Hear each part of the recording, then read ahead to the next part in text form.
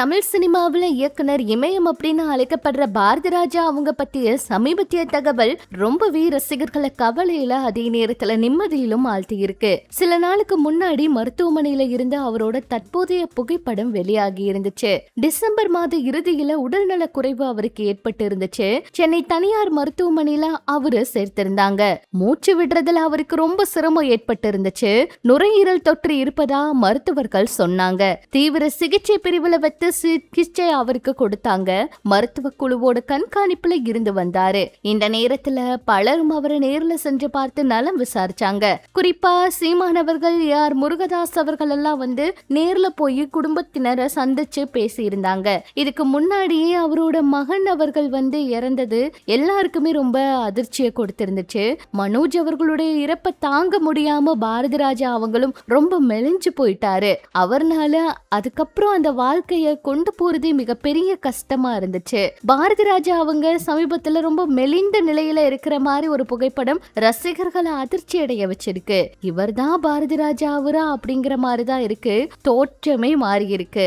அதே நேரத்துல அவருக்கு சிகிச்சை அளித்த மருத்துவர் வெளியிட்ட தகவல்ல நல்ல செய்தியும் இருக்கு. அவர் நலமாகிட்டாரு. ரொம்பவே முன்னேற்றம் இருக்கு.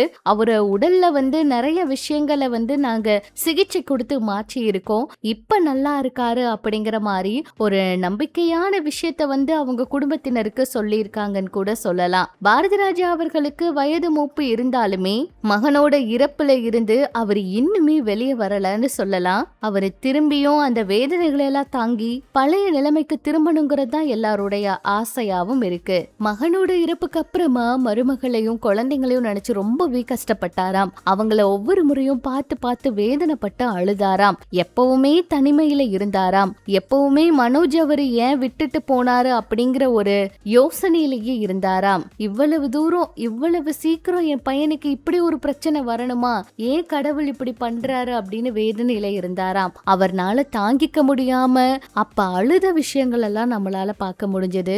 பாரதிராஜா அவர்களுக்கு அவரோட மகன் தான் எல்லாமே. மகனை சினிமாவில ஒரு இடத்துக்கு கொண்டு வரணும்னு ரொம்ப போராடினாரு. எல்லாருக்குமே சினிமாவில வந்து நல்ல இடங்களை வாங்கி கொடுத்த பாரதிராஜா அவங்களுக்கு அவங்களோட மகனுக்கு ஒரு நல்ல இடத்தை வந்து வாங்கி கொடுக்க முடியலையேங்கிற ஒரு கவலையும் இருந்துட்டு இருந்துச்சு.